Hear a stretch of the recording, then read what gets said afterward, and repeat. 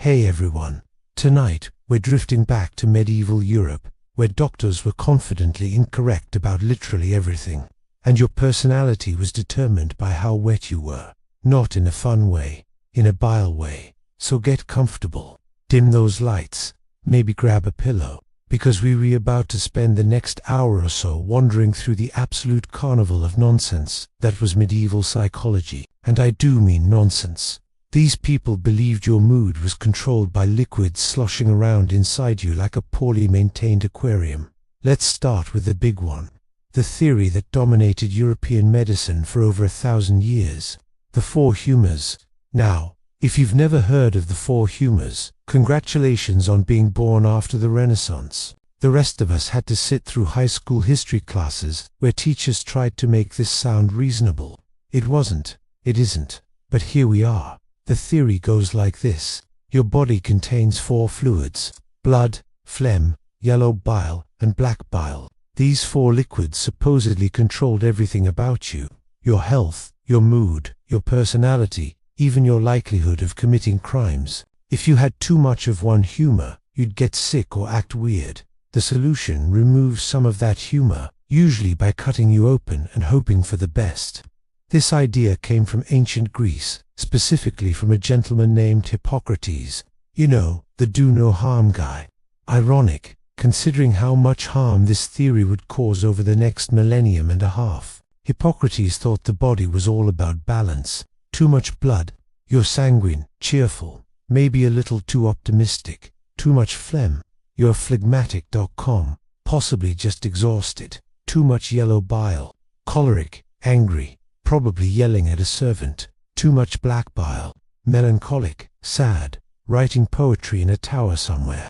Medieval doctors looked at this ancient Greek idea and said, yes, this tracks. They did not question it. They did not test it. They just ran with it for 1,000 years. Because why do science when you can just vibes check someone's personality and then drain them like an old radiator? The sanguine type was supposedly the best one to be. These were your happy, sociable people, ruddy-cheeked, full of life, probably annoying at parties. If you were sanguine, you had too much blood, which sounds like a problem, but somehow wasn't. Blood was the good humor, the fun one. Doctors loved blood. They loved it so much they'd take it out of you, just to see if you'd feel better. Spoiler alert, you usually didn't. Phlegmatic people were the chill ones. Calm, rational, unbothered. They had too much phlegm, which makes sense if you've ever had a cold and felt emotionally dead inside. Phlegm was considered cold and moist. Yes, moist. That's the actual medieval medical term. Cold and moist. Like a basement. If you were phlegmatic, you were basically a human basement. Choleric individuals were the angry ones, hot-tempered, impulsive, probably red in the face a lot. They had too much yellow bile, which was hot and dry. Where was this yellow bile? No one really knew. Gallbladder, maybe. Liver, somewhere in the torso region. Medieval anatomy was more of a suggestion than a map. And then there were the melancholics, the sad ones, the overthinkers. The people who stared out of windows dramatically and sighed a lot. They had too much black bile. Now, here's the thing. Black bile doesn't exist. It's not a real substance. You cannot find it in a human body. But that didn't stop medieval doctors from blaming it for depression, anxiety, and pretty much every mental health issue they couldn't explain, which was all of them. They couldn't explain any of them. So how did you fix a humoral imbalance? Well, you had options, none of them good. Bloodletting was the most popular. Just open a vein and let some of that excess blood drain out. Feeling sad, bloodletting. Feeling angry, bloodletting. Feeling fine, believe it or not, also bloodletting. It was the medieval medical equivalent of have you tried turning it off and on again. They also used leeches, little squirmy medical assistants that would attach to your skin and suck out blood. Leeches were everywhere in medieval medicine. Barbers kept them in jars. Doctors carried them in pouches. You could probably buy them at the market next to the turnips, and people genuinely believed this was helping. If bloodletting didn't work, there was purging, making you vomit, or giving you laxatives to expel the bad humors through other exits. Because nothing says holistic wellness like violently emptying your entire digestive system. Medieval doctors had an impressive array of substances to make you purge. Herbs, minerals, things scraped off trees. If it could make you sick, they'd prescribe it. And if that didn't work, they'd try to balance your humors through diet. Each food was assigned a humoral quality. Hot, cold, wet, dry. Eating the right combination was supposed to restore balance, but the rules were confusing and contradictory, and most people just ate whatever they could afford, which was usually bread and sadness. Here's the kicker. This system was so deeply embedded in medieval culture that it shaped everything, not just medicine, but literature, art, philosophy, even law. If you committed a crime, your humoral type might be used as evidence. Oh, he's choleric. Of course he stabbed someone. Judges would sometimes order treatments to rebalance criminals, as if you could cure murder with a good bloodletting. Astrology got mixed in too, because of course it did. Each humor was linked to a planet and an element. Blood was air and Jupiter. Phlegm was water and the moon. Yellow bile was fire and Mars. Black bile was Earth and Saturn. Your astrological sign supposedly determined your dominant humor.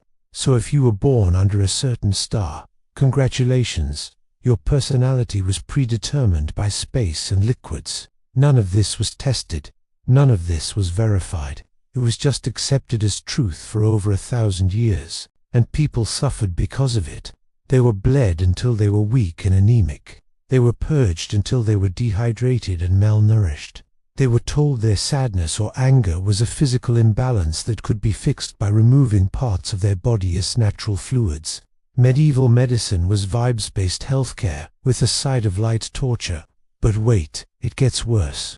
So the four humors told you why someone acted a certain way. But how did you know which humor they had too much of?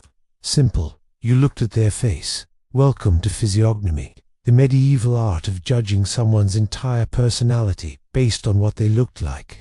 This was considered a legitimate science. Scholars wrote whole books about it. Kings consulted physiognomists before hiring advisors. It was profiling, but make it medieval. The basic idea was that your inner character showed up on your outer body. If you were virtuous, you'd look virtuous. If you were wicked, you'd look wicked. Your face, your build, your posture, even the shape of your head, all of it revealed your true nature. Subtlety was not a concern. Big forehead, you were intelligent. Small forehead, probably not. Thick eyebrows, strong-willed thin eyebrows, weak. Large nose, noble and brave. Small nose, cowardly and deceitful. It was like a Renaissance fair character creator, except people actually believed it. Skin color played a role too, and yes, it was exactly as problematic as you're imagining. Fair skin was associated with virtue, purity, and nobility. Darker skin was linked to lower status, immorality, or foreign otherness. This wasn't just aesthetic preference. It was baked into the medical and philosophical texts of the time. Scholars genuinely argued that you could determine someone's moral worth by their complexion. This obviously caused problems. Discrimination, prejudice, entire systems of social hierarchy built on skin tone and facial features. But medieval Europe wasn't big on introspection, so they just kept going. Animals were involved too, because why not? Physiognomists compared human features to animals and drew conclusions from there. If you had a broad face like a lion, you were courageous. If you had a narrow face like a fox, you were cunning and untrustworthy. If you looked like a pig, well, that wasn't great for you. One popular text, the Secretum Secretorum, claimed to be advised from Aristotle to Alexander the Great. It wasn't. It was a medieval forgery. But that didn't stop it from being wildly influential. The text included detailed instructions on how to read faces and bodies to determine someone's character. It advised rulers to use physiognomy when selecting advisors, generals, and wives, because nothing says stable governance like choosing your cabinet based on cheekbone structure. Women got a particularly rough deal in physiognomic theory. Their bodies were scrutinized for signs of virtue or vice. A modest gaze, virtuous. A bold stare, probably a witch. Full lips, sensual and dangerous. Thin lips, cold and unfeeling, wide hips, good for childbearing, which was apparently the only metric that mattered, narrow hips, suspicious, why can't she bear children easily, what's wrong with her, is she cursed? The obsession with physical signs of inner character extended to basically every body part, hands, feet, walk, voice, even the way you laughed. Everything was a clue. A loud laugh meant you were coarse and low class. A soft laugh meant you were refined. A snorting laugh meant you were probably livestock. Here's where it gets extra weird. Some physiognomists believed you could change your appearance to change your character. If you had a weak chin, you could do exercises to strengthen it, and theoretically become more courageous. If you had shifty eyes, you could practice staring directly at people to seem more trustworthy. It was like medieval self-help, except instead of fake it till you make it, it was look different until people think you're different. This also meant that anyone with a physical deformity was automatically suspicious. A crooked back, sign of moral corruption. A limp, probably evil. Missing teeth, definitely up to no good. Medieval society was not kind to people who didn't fit the narrow definition of normal looking, and physiognomy gave that cruelty a scholarly veneer. Criminals were studied extensively. Physiognomists examined prisoners and tried to identify common features among thieves, murderers, and heretics. They catalogued noses, chins, eye spacing, hair texture. They created profiles. Thieves tend to have narrow faces and darting eyes. Murderers have heavy brows and thin lips. None of this was accurate, but it was written down in important-looking books, so it became truth. This pseudoscience persisted for centuries. It influenced everything from literature to law to everyday social interactions. If you met someone new, you'd size them up based on their appearance. You'd make snap judgments about their trustworthiness, intelligence, and morality. And you'd feel justified doing it because scholars said it was valid. Shakespeare referenced physiognomy constantly. So did Chaucer. Dante used it in the Divine Comedy to describe sinners in hell. Artists painted virtuous characters with idealized features and villains with exaggerated ugly traits. The whole culture was saturated with this idea that appearance equals essence. And it wasn't just Europe. Similar ideas existed in other cultures. But medieval Europe really committed to it. They wrote manuals, they taught it in universities, they used it in courts of law. A defendant's appearance could influence the verdict. If you looked shifty, you were more likely to be convicted, regardless of evidence. The worst part, this mentality never fully went away. Physiognomy eventually fell out of favor as a formal science, but the underlying bias persisted. We still make snap judgments based on appearance. We still associate certain features with certain traits, even if we know intellectually that it's nonsense. Medieval physiognomy was just the formalized, scholarly version of something humans have always done: judge books by their covers and feel smart about it. Let's drift over to another fun bit of medieval nonsense. Mental illness in the medieval period was understood through a delightful mix of religion, superstition, and humoral theory. And by delightful, I mean absolutely horrifying. If you were acting strangely, hearing voices, seeing things, having seizures, being depressed, there were a few possible explanations. Option 1. Humoral imbalance. Too much black bile, probably. Solution: bloodletting, purging, dietary changes. The usual option 2. Demonic possession. This was a popular one. If your behavior was really bizarre or disturbing, people assumed a demon had moved into your body, like a terrible roommate. The solution here was exorcism. Priests would pray over you, sprinkle holy water, maybe wave some incense around. If you were lucky, that was it. If you were unlucky, the exorcism got more intense. Fasting, restraints, beatings. Because nothing says holy intervention like beating the demon out of someone. Option 3. Witchcraft. If you were a woman acting strange, there was a decent chance you'd be accused of witchcraft, especially if you were old, poor, or just generally unlikable. The logic was circular. You're acting odd because you're a witch, and we know you're a witch because you're acting odd. The solution here was trial, and if found guilty, execution, usually by burning. Medieval Europe was not a great place to have a mental health crisis. Some conditions were seen as divine punishment. If you sinned, God might afflict you with madness as a consequence. The cure: repentance, prayer, pilgrimage. Go visit a shrine, touch a holy relic, beg for forgiveness. If that didn't work, well, you probably deserved it. There were also saints you could pray to for specific conditions. Saint Dymphna for madness, Saint Vitus for epilepsy and dancing manias. That was a thing. We'll get to it. Saint Bibiana for hangovers, which wasn't a mental illness, but was definitely a concern. Monasteries and convents sometimes took in people with mental illnesses. This was one of the more humane options. Honestly, you'd be cared for, fed, housed. The monks or nuns would pray for you. You wouldn't be cured, but at least you wouldn't be burned at the stake. Some monasteries had special facilities for the mad, rooms where people could be kept safely, away from themselves and others. It wasn't exactly psychiatric care, but it was better than being chained in a basement, which, by the way, was also an option. Families who couldn't afford monastic care sometimes just locked their mentally ill relatives in cellars or attics. Out of sight, out of mind. It was grim. People would be chained to walls, left in the dark, fed occasionally. Some died that way. No one talked about it.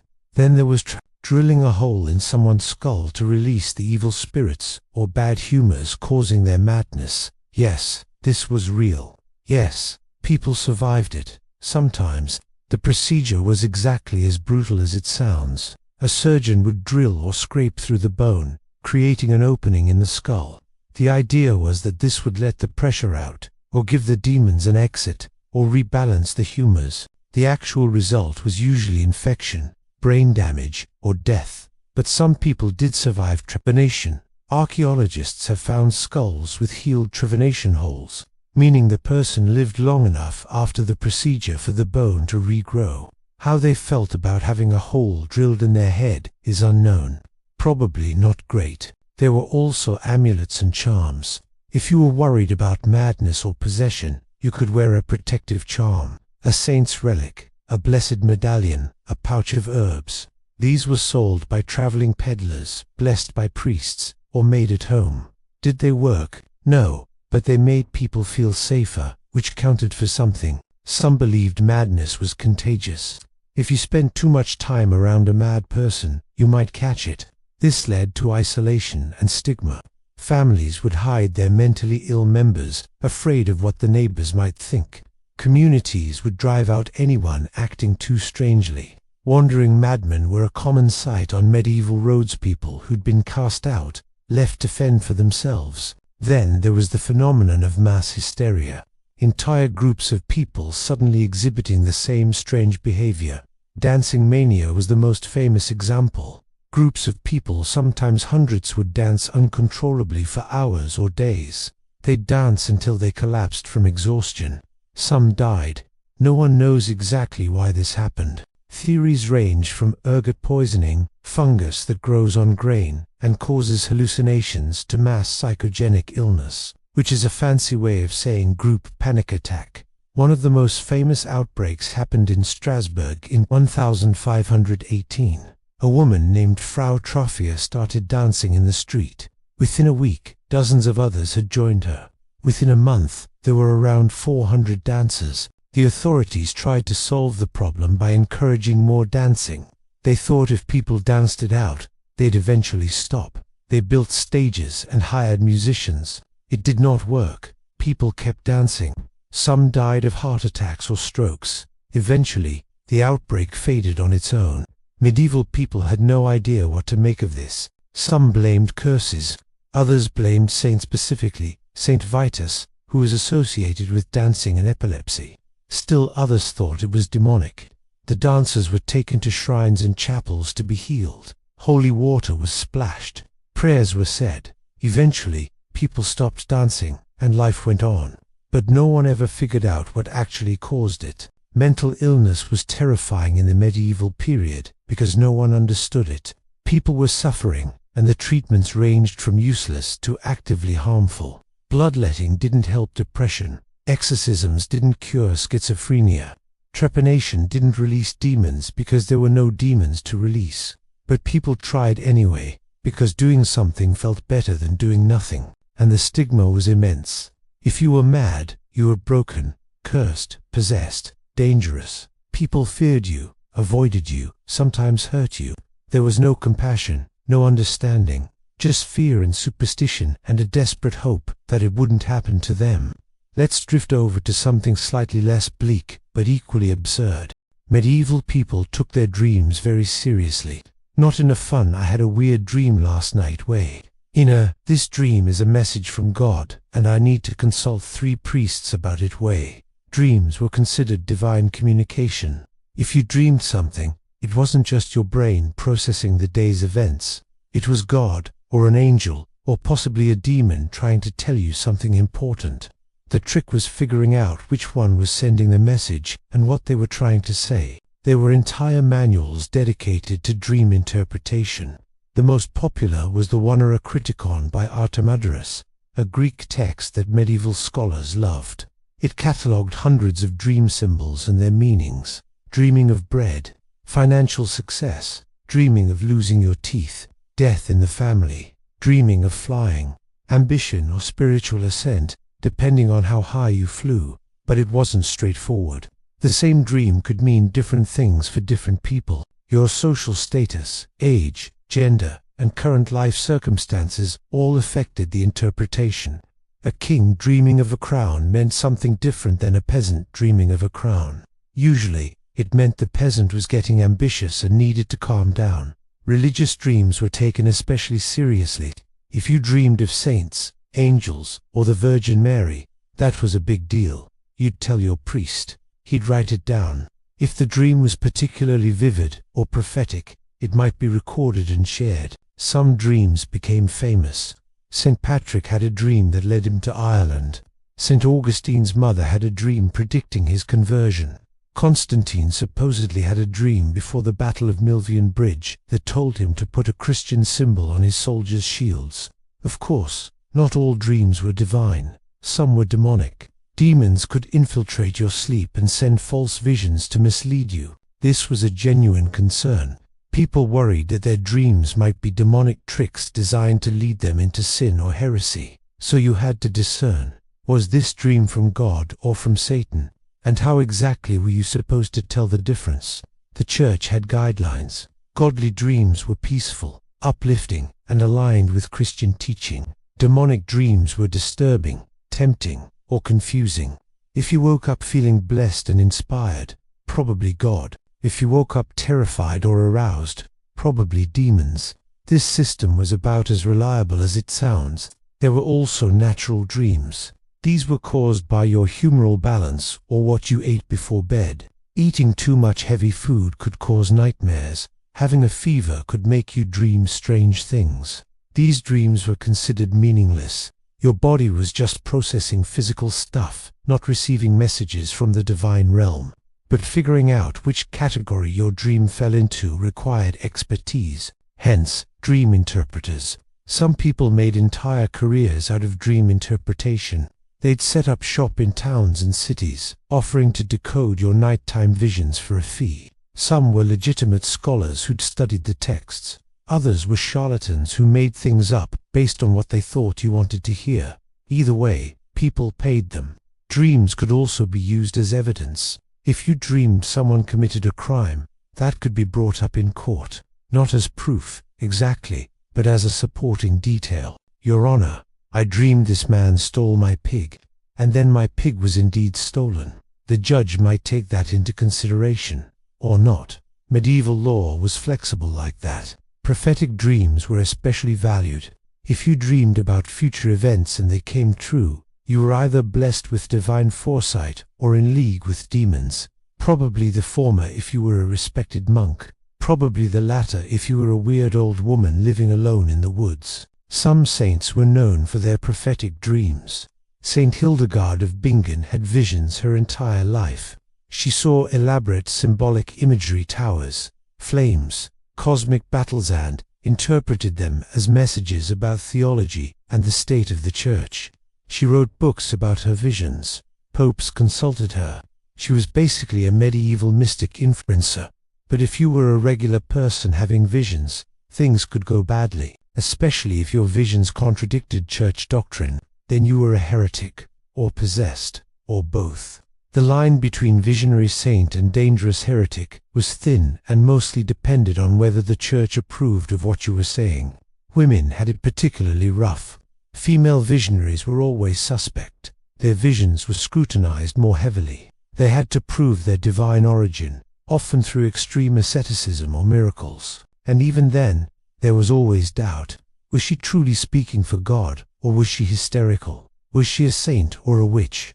The church debated this constantly. Some women used visions strategically. If you wanted to be taken seriously in a male-dominated religious world, having visions helped. You could claim divine authority.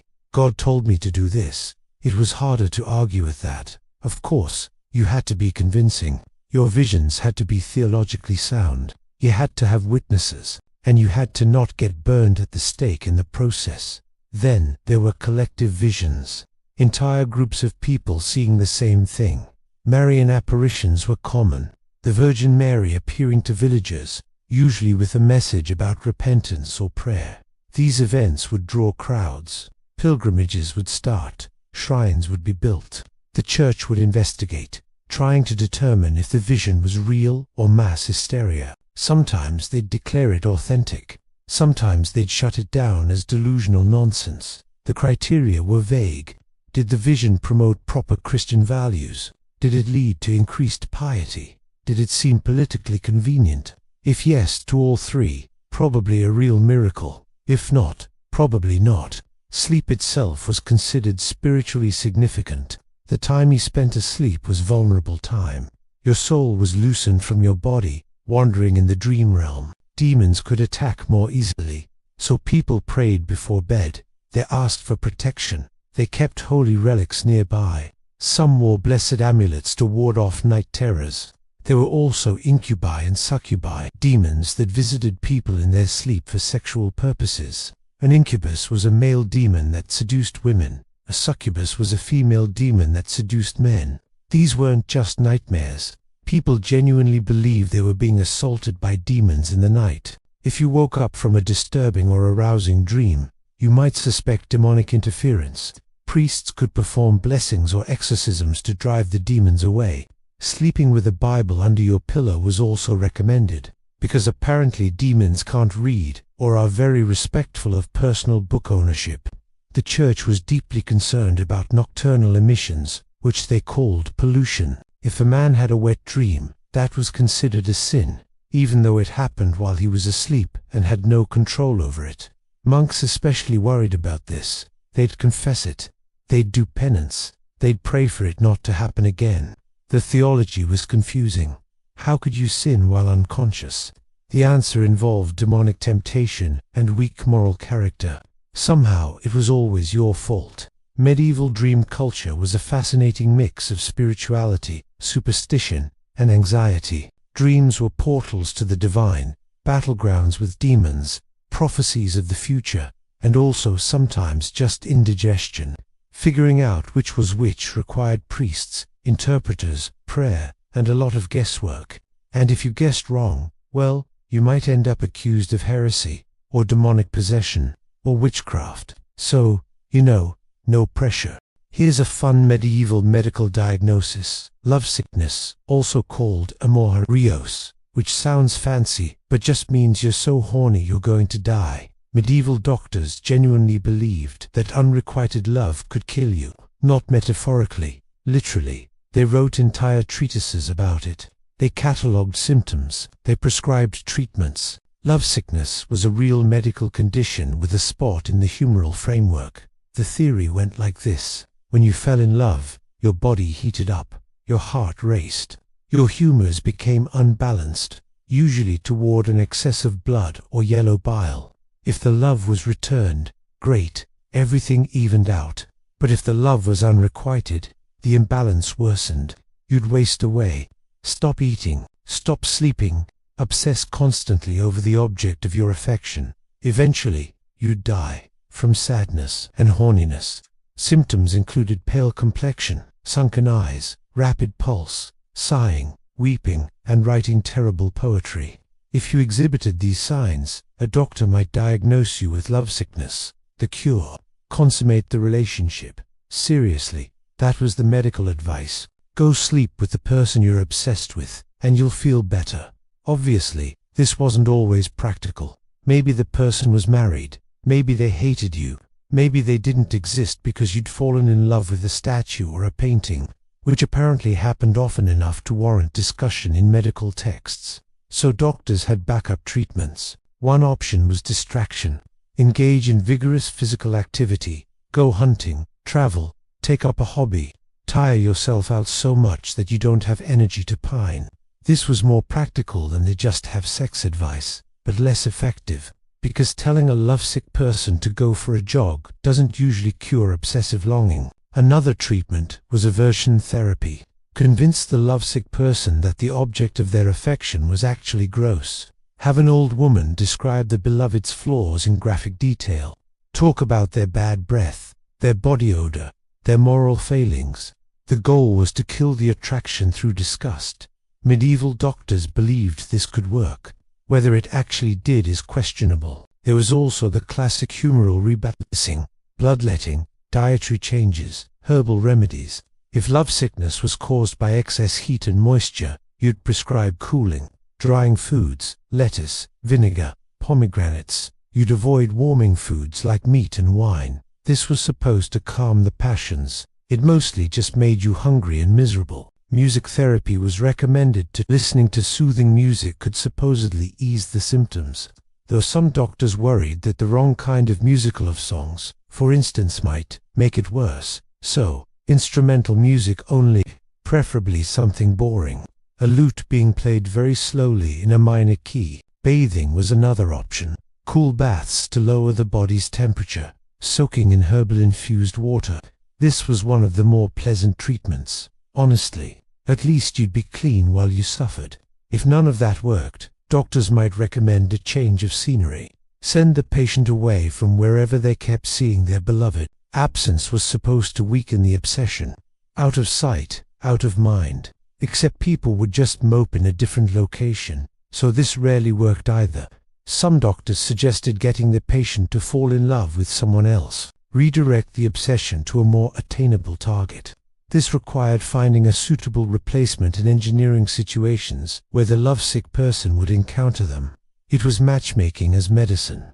The success rate was probably abysmal. Women with lovesickness were treated differently than men. Male lovesickness was seen as a noble affliction, the suffering of a courtly lover pining for an unattainable lady. It was romanticized in literature. Troubadours sang about it. Knights supposedly died of it. It was tragic and poetic. Female lovesickness, on the other hand, was shameful. Women weren't supposed to experience such intense desire. If a woman was lovesick, it meant she was immodest, lustful, possibly hysterical. The treatments were harsher. Marriage was the usual prescription. Get her married off quickly to someone appropriate, and the problem would resolve itself. Whether she wanted to marry that person was irrelevant. There were famous cases of lovesickness in literature. Lancelot pining for Guinevere, Tristan obsessed with a Romeo, obviously. These stories reinforced the idea that love could be fatal, that passionate longing was dangerous, that your feelings could literally kill you if left unchecked. In reality, people didn't die from unrequited love. They died from refusing to eat or sleep, which was often a symptom of depression, not lovesickness. But medieval medicine didn't distinguish between the two. Sadness, obsession, depression, lovesickness, it was all lumped together under melancholia or amor hirios, depending on whether you were pining for a specific person or just generally miserable. The concept of lovesickness persisted for centuries. It appeared in medical texts well into the Renaissance. Doctors took it seriously. Patients believed they had it. Families worried about it. It was a culturally accepted explanation for why someone might be acting strange and refusing to eat. And it gave people a framework for understanding intense emotions. Love wasn't just a feeling. It was a medical event. It altered your body. It unbalanced your humors. It required treatment. This made emotions legible in a way that pure psychology couldn't. You weren't just sad. You were physiologically compromised. There was a reason, a mechanism, a cure. Of course, the cures didn't work, but that's medieval medicine for you, confidently prescribing nonsense and hoping for the best. Let's drift over to another delightful bit of pseudoscience. Medieval herbalism was a mix of practical plant knowledge and absolute magical thinking. Some of it worked. Willow bark actually does reduce pain because it contains salicylic acid, the precursor to aspirin, but a lot of it was based on the doctrine of signatures, which is one of the most charmingly absurd ideas in the history of medicine. The doctrine of signatures stated that God had marked plants with signs indicating their medicinal uses. If a plant looked like a body part, it could cure ailments of that body part. It was divine product labeling. God is a cosmic pharmacist, leaving clues in nature for humans to find. Walnuts, for example, look like tiny brains, wrinkled, lobed, vaguely creepy. Therefore, walnuts were believed to cure headaches and mental disorders. Did they? No. But the logic seemed sound at the time. Brain-shaped thing helps brain. Makes sense. Lungwort is a plant with leaves that have spots resembling lung tissue. Medieval herbalists concluded it must treat lung diseases. They prescribed it for coughs, tuberculosis, pneumonia. The plant does have some mild anti-inflammatory properties, so it might have helped a tiny bit. But mostly it was just a spotted leaf that people stared at and made assumptions about. Eyebright is a small flower that supposedly looks like an eye. Medieval doctors used it to treat eye problems, blurry vision, infections, general eye discomfort. You'd make an infusion, rinsed your eyes with it, and hope for the best. The plant contains some compounds that reduce inflammation, so again, not completely useless. But the reason for using it was it looks eye-ish, which is not rigorous medical reasoning. Liverwort has lobed leaves that sort of resemble a liver, so naturally it was used to treat liver ailments, jaundice, liver pain, digestive issues. People would brew teas, make poultices, chew the leaves raw. Whether it did anything is unclear, but the shape was compelling. Kidney beans. Yes, kidney-shaped beans were thought to be good for kidney health. This one is almost too on the nose. People ate them, made broths with them, used them in medicinal recipes. Kidney beans are nutritious, so eating them wasn't harmful, but the rationale was purely visual. Bloodroot is a plant with red sap. The sap looks like blood. Therefore, it must be good for blood-related issues. Bloodroot was used to treat circulatory problems, wounds, menstrual irregularities. The plant is actually quite toxic in large doses, so this was not always a great idea, but the signature was clear. Red sap equals blood medicine. Mandrake root sometimes grows in a vaguely humanoid shape. 2 legs, a torso, occasionally some lumpy bits that could be interpreted as arms or a head. This was seen as a very powerful signature. Mandrake was used for everything: pain relief, sleep disorders, fertility, love potions. It was the Swiss Army knife of medieval herbalism. Harvesting mandrake was also terrifying, according to folklore. The plant supposedly screamed when pulled from the ground, and hearing the scream would kill you. So people developed elaborate methods to harvest it safely. Tie a dog to the plant, lure the dog away, let the dog pull the mandrake out, sacrifice the dog to the screaming route. Medieval agriculture was grim. Ginseng root also grows in humanoid shapes.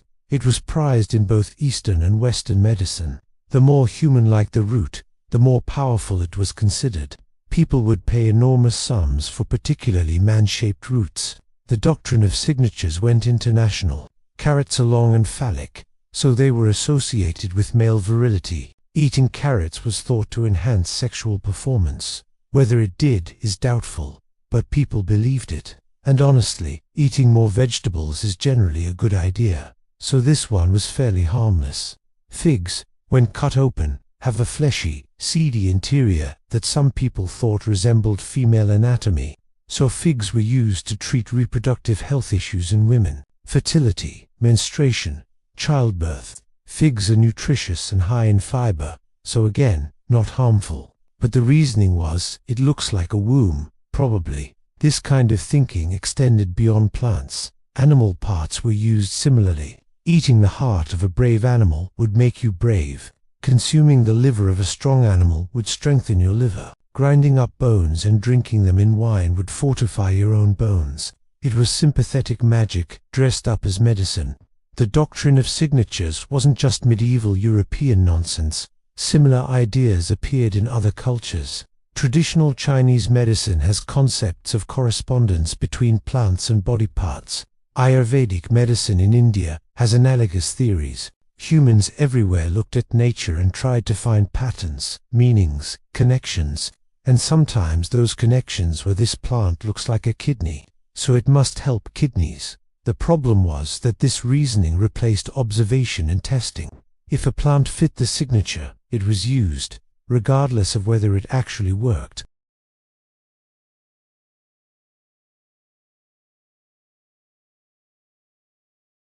The system was backwards. Shape determined function, rather than function being discovered through experimentation. But it persisted because it was intuitive. It made sense on a surface level. God wouldn't make plants look like body parts for no reason. There had to be a purpose, and finding that purpose felt like uncovering divine wisdom. Herbalists weren't just mixing plants, they were decoding God's pharmacy. Some signatures were incredibly abstract. Yellow flowers were used to treat jaundice because jaundice makes you yellow. The color was the signature. Plants with milky sap were used to increase milk production in nursing mothers. White and drippy equals milk. Plants with thorns were used to treat sharp pains. Pointy plant, pointy pain. This extended to minerals too.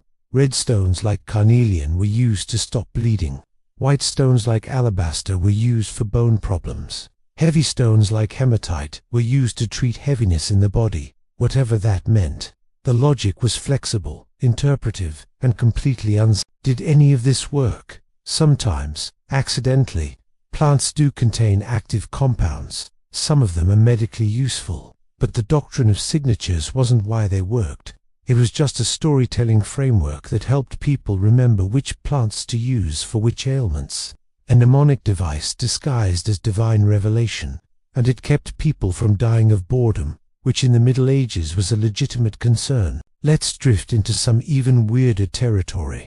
Medieval medicine and astrology were inseparable.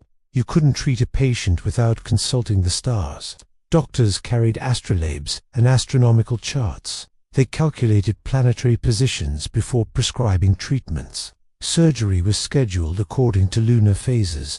The heavens weren't just decorative, they were medically relevant. Each planet governed certain body parts and humors.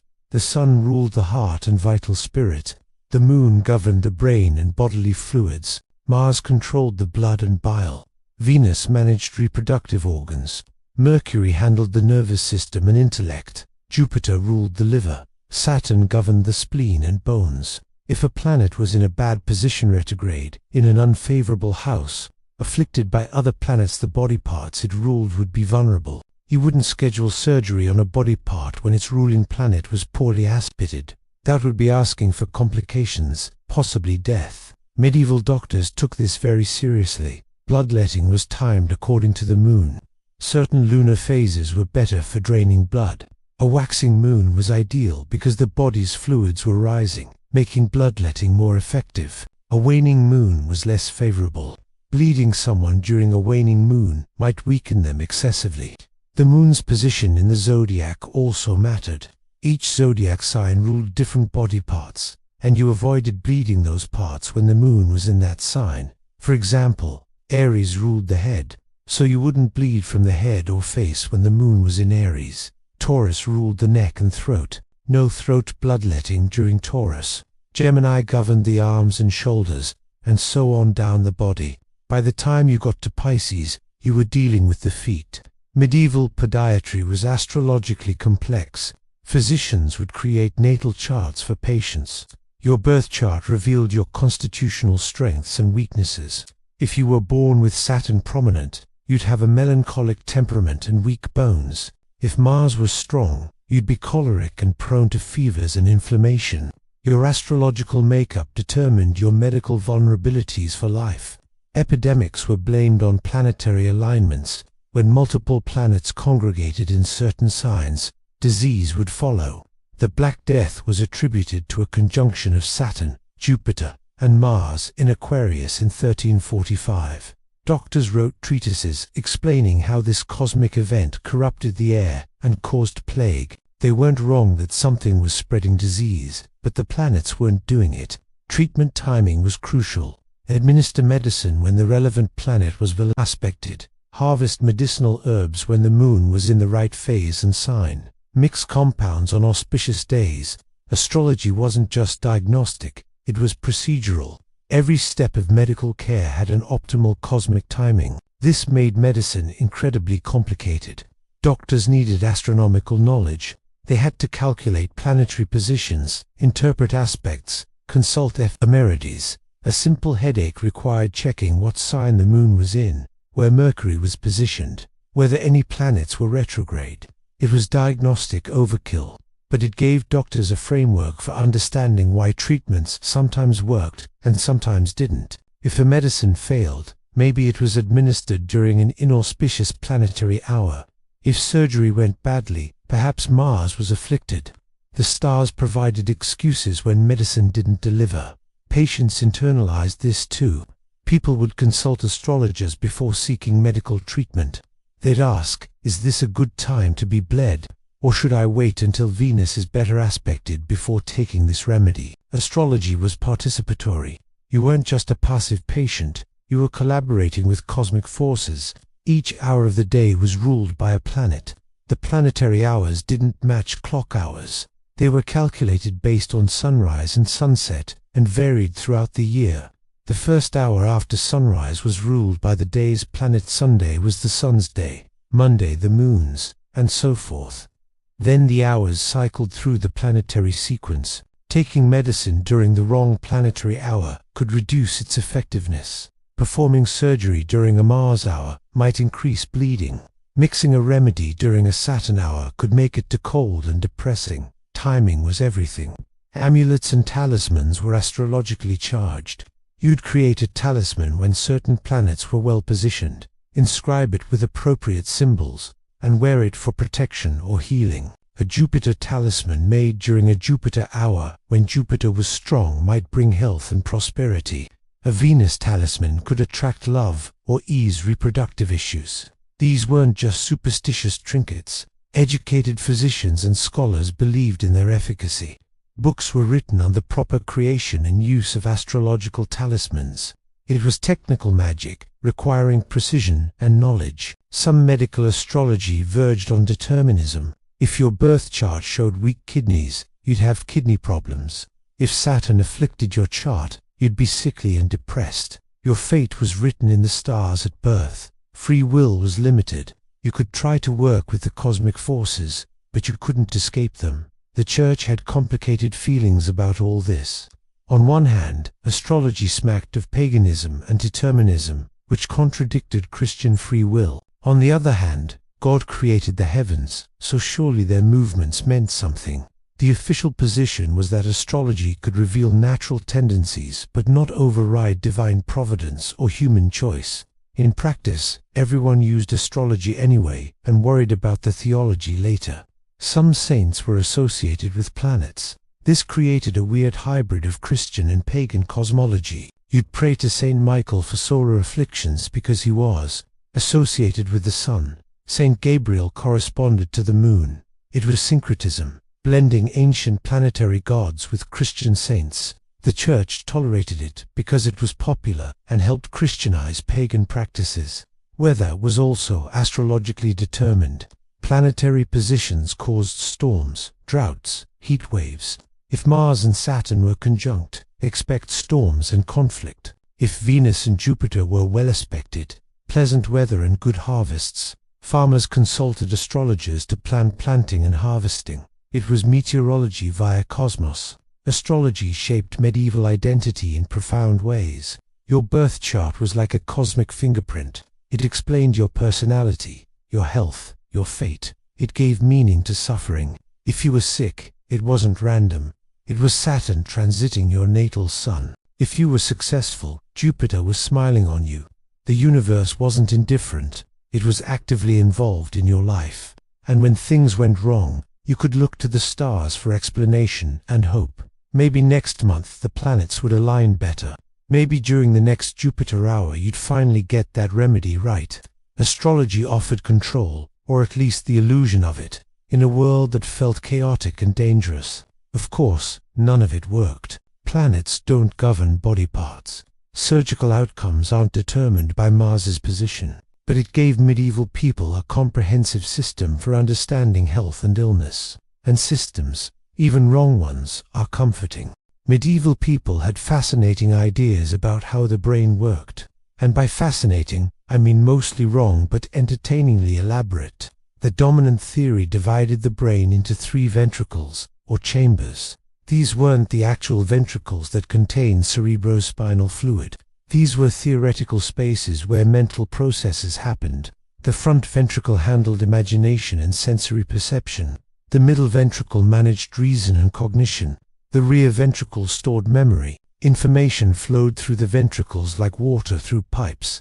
Sensory data entered the front, was processed in the middle, and archived in the back. It was a factory model of consciousness. Input, processing, storage. Neat, linear, completely inaccurate. Each ventricle contained a different kind of spirit, not ghosts, pneuma, vital essence. The front ventricle contained animal spirits derived from sensory input. The middle ventricle refined these into rational thought. The back ventricle preserved them as memory. Your brain was a distillery of consciousness, transforming raw sensation into pure memory through alchemical steps. Damage to a ventricle caused predictable problems. Front ventricle injury meant impaired imagination and sensation. Middle ventricle damage caused reasoning deficits. Rear ventricle harm led to memory loss. This was actually somewhat accurate by accident. Brain injuries do cause localized deficits. Medieval scholars just got the mechanisms completely wrong. Memory was the most mysterious ventricle. How did the brain store information? Medieval scholars thought it worked like wax tablets. Impressions were made in the soft matter of the brain and hardened into permanent records. Strong memories made deep impressions. Weak memories were shallow and easily erased. This led to interesting conclusions about education. Childhood was the best time for learning because young brains were soft and impressionable. Older brains became harder, less able to form new memories. This wasn't entirely wrong. Neuroplasticity does decrease with age, but the wax tablet metaphor was nonsense. Memory techniques were highly developed. The memory palace, or method of loci, was popular among scholars. You'd mentally construct an elaborate building, a palace, a church, a city, and place information in specific locations to remember a speech. You'd imagine walking through your memory palace, retrieving items from each room. Orators used this. Scholars used this. It actually works, which is why it's still taught today. Medieval students memorized vast amounts of text.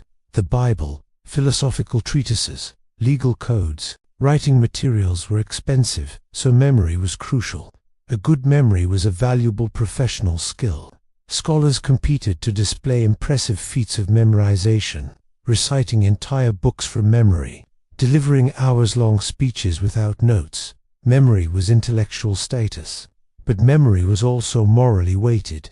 Remembering the right things, scripture, virtues, religious duties, was godly. Remembering the wrong things, sins, temptations, grudges, was spiritually dangerous. You were supposed to cultivate a selective memory. Remember God's teachings. Forget your neighbor's insults. Easier said than done. Some believed diet affected memory. Eating brain-shaped walnuts helped. Per the doctrine of signatures, dry, cold foods strengthened memory by firming up the brain's wax. Moist, hot foods weakened memory by making the brain too soft.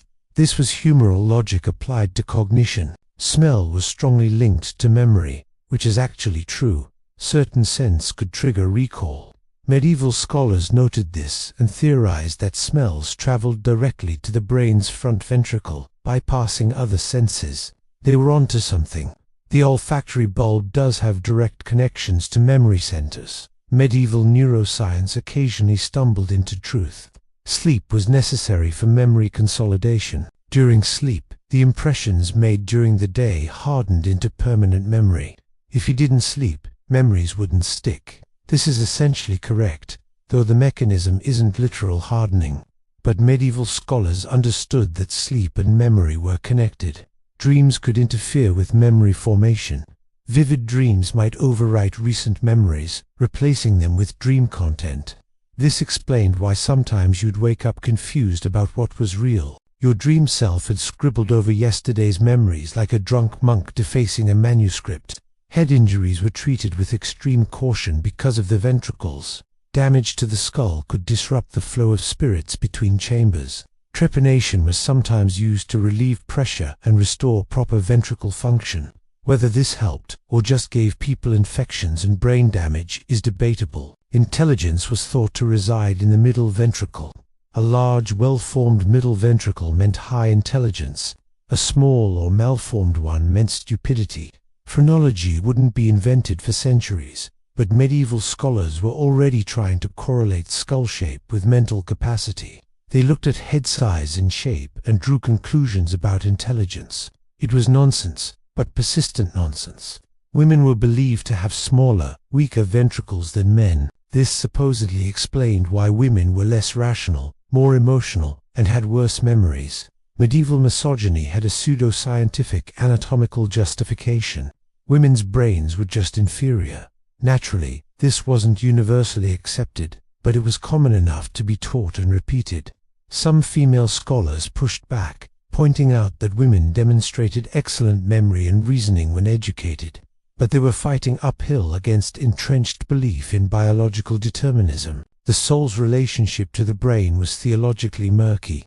The rational soul, the part that was immortal and divine, was supposed to interact with the brain but not be located in it. The soul used the brain like a tool, but if the brain was damaged, the soul's expression was limited. This raised uncomfortable questions about what happened to souls attached to damaged brains. Did they go to heaven fully intact, or were they permanently impaired? Theologians argued about this endlessly. Animals had brains but not rational souls. Their ventricles handled sensation and instinct but not higher reasoning. This explained why animals couldn't do philosophy or worship God. They lacked the middle ventricle's rational capacity. Some animals had better memory than others, suggesting varying rear ventricle quality. Dogs remembered their masters. Elephants supposedly never forgot anything. Goldfish were presumably Medieval neuroscience was a strange blend of observation and speculation. Scholars noticed that brain injuries caused specific deficits. They understood that memory and learning required practice and repetition. They knew sleep was important, but their explanatory frameworks, spirits flowing through ventricles, wax tablets hardening, humors affecting cognition, was fantastical. Still, they were trying. They were observing, theorizing, building models. The models were wrong, but the impulse was right. They wanted to understand how thought and memory worked. They just had to invent the scientific method first, and that would take a few more centuries. Medieval doctors were obsessed with urine, not in a weird way, in a diagnostic way. Urine was the ultimate body fluid. It revealed everything: your humoral balance, your diseases, your diet, your future. Looking at pee was serious medical business. This practice was called uroscopy. Doctors would collect urine samples in glass flasks and examine them meticulously. Color, clarity, consistency, smell, even taste. Yes, some doctors tasted urine. For science, mostly they just looked and smelled. But tasting was an option if you were really committed to diagnosis. There were elaborate color charts, 20 or more shades of urine, each indicating different conditions. Clear urine meant excess, phlegm, and coldness. Dark yellow meant fever and excess heat. Red urine suggested blood in the system. Black urine was very bad, indicating severe humoral imbalance or imminent death. Cloudy urine meant impurities. Oily urine suggested kidney problems. The consistency mattered too. Thick urine meant too much solid matter. Thin urine meant too much liquid. Sediment at the bottom was analyzed. Was it sandy, grainy, fluffy? Each texture had meaning. Doctors would swirl the flask, hold it up to light, examine the sediment like they were judging a fine wine. Smell was diagnostic. Sweet-smelling urine might indicate diabetes, and medieval doctors actually noticed this. Foul-smelling urine suggested infection or rot inside the body. Unusual odors pointed to specific organ problems. Doctors developed trained noses for urine assessment. Some doctors claimed they could diagnose pregnancy from urine. They'd examine color and consistency and make pronouncements. Accuracy was questionable, but people believed it. Uroscopy had authority. Urine flasks became status symbols for physicians. Carrying an ornate urine flask signaled medical expertise. Paintings of doctors often showed them holding up flasks of urine, gazing thoughtfully at the golden liquid. It was the medieval equivalent of a stethoscope. Your urine reading gear was your professional identity. Quacks exploited this. Anyone could carry a flask and claim to be a doctor. They'd examine urine, mutter knowingly, prescribe expensive treatments. Regulation was minimal. If you looked the part and sounded confident, people would trust you with their pee. Some doctors offered urine readings by mail. You'd send a sample, God knows how you'd preserve and transport it. The doctor would send back a diagnosis and treatment plan. Remote medicine via bodily fluids. The accuracy of these mail-order diagnoses was probably abysmal, but it was convenient. Uroscopy extended beyond medicine. Astrologers used urine to time treatments. Alchemists studied urine as a substance containing vital essences. Theologians debated whether urine had spiritual properties. It was a renaissance man of body fluids. Versatile and The church had mixed feelings about uroscopy. On one hand, it was practical medicine.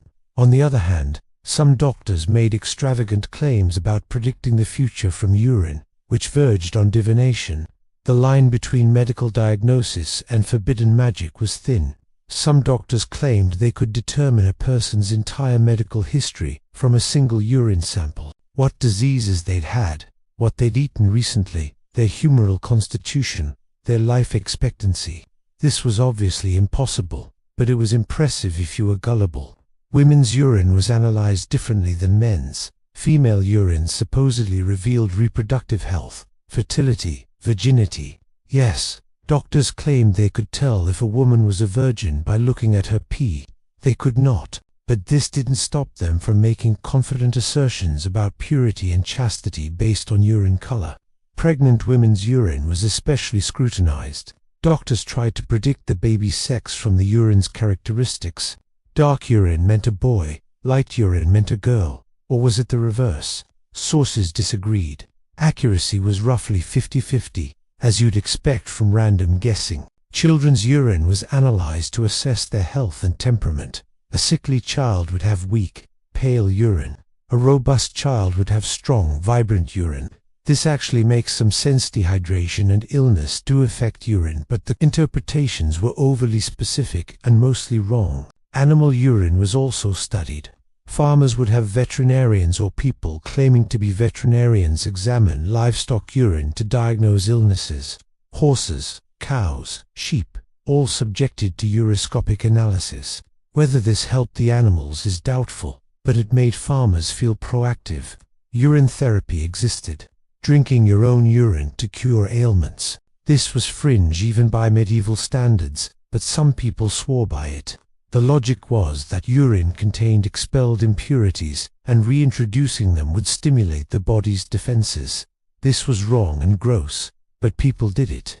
Urine was also used in alchemy. Alchemists believed urine contained philosophical mercury or other mystical substances. They'd distill it, evaporate it, combine it with other materials. They were trying to transmute urine into gold. Basically, they failed, but they produced some interesting chemical discoveries in the process. Medieval uroscopy was a mix of legitimate observation and wild speculation. Doctors did notice real patterns. Diabetes causes sweet urine. Kidney infections cause cloudy urine. Dehydration darkens urine.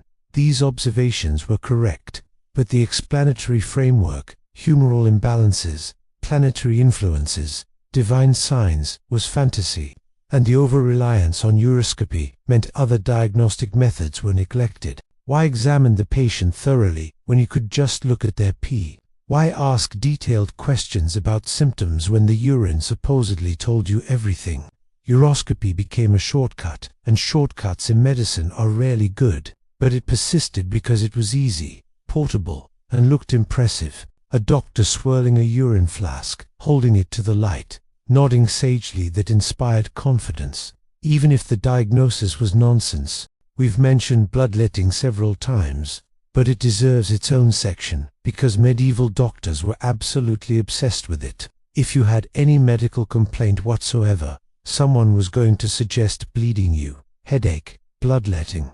Fever, bloodletting. Depression, bloodletting. Indigestion, bloodletting.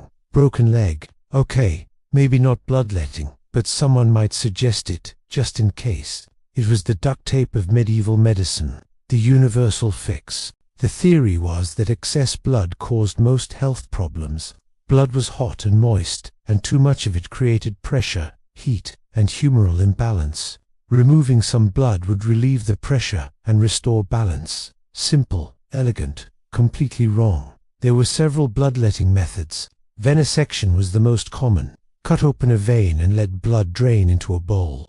Doctors selected specific veins based on the ailment and astrological timing. There were charts showing which veins to bleed for which conditions: an arm vein for headaches, a leg vein for foot problems, a neck vein for throat issues. Arteriotomy was rarer and more dangerous, cutting an artery instead of a vein. This produced a faster, more dramatic blood flow.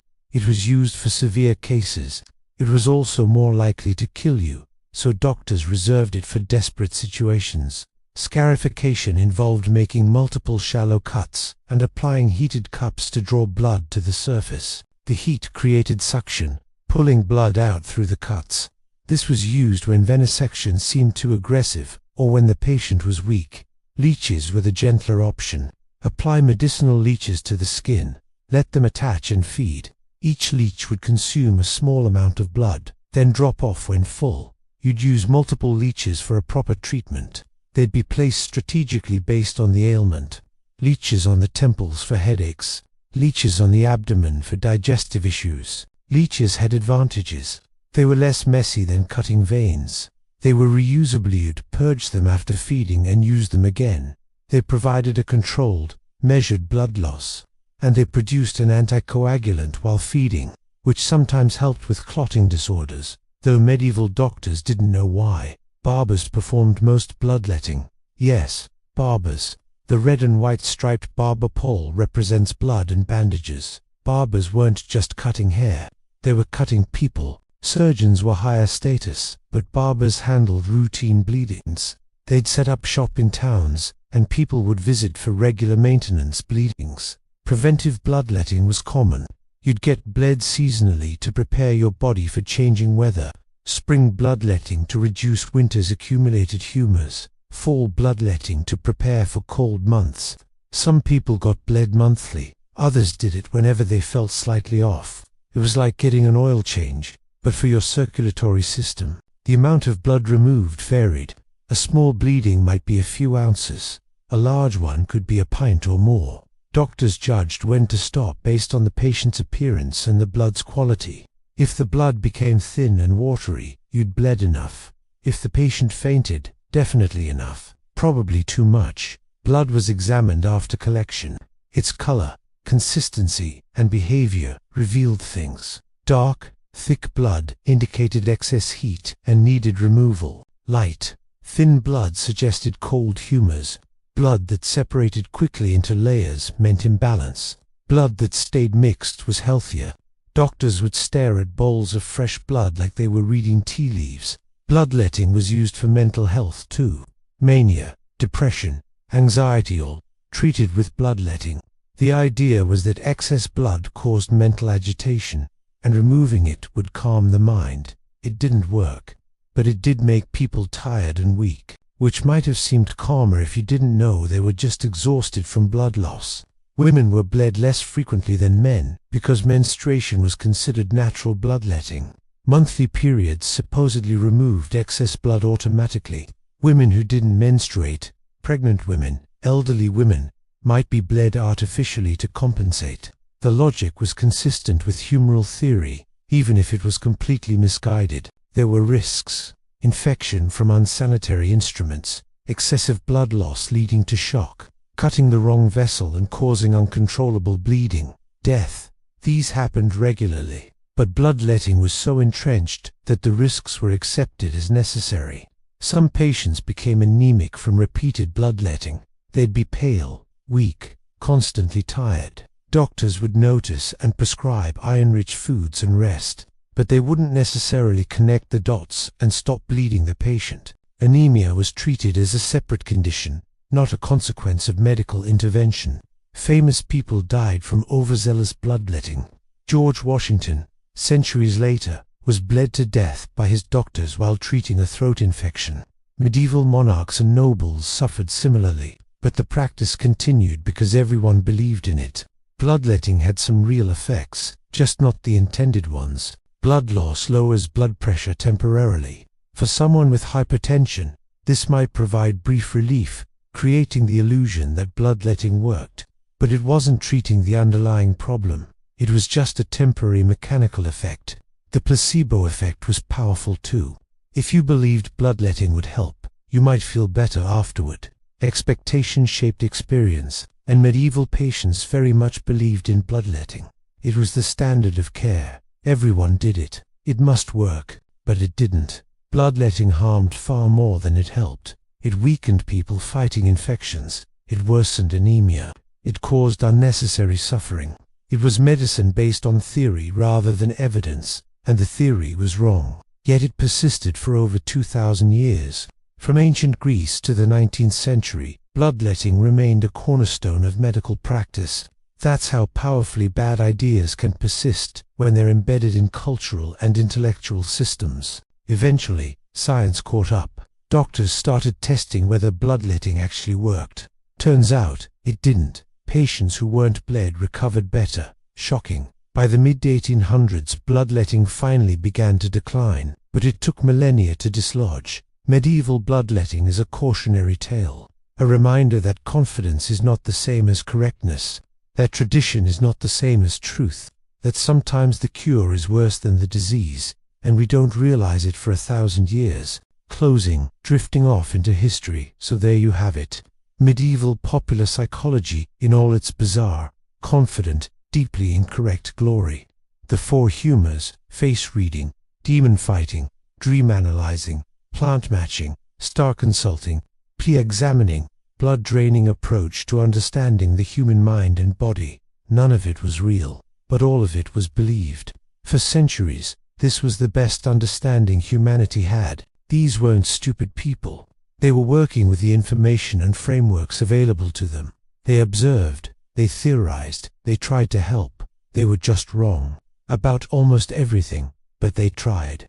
And eventually, slowly, painfully, humanity figured out better methods. The scientific method, germ theory, actual anatomy, real psychology. We got there. It just took a while, and a lot of unnecessary bloodletting. Sleep well, everyone. Try not to dream about demons, or bloodletting, or black bile, unless that's your thing.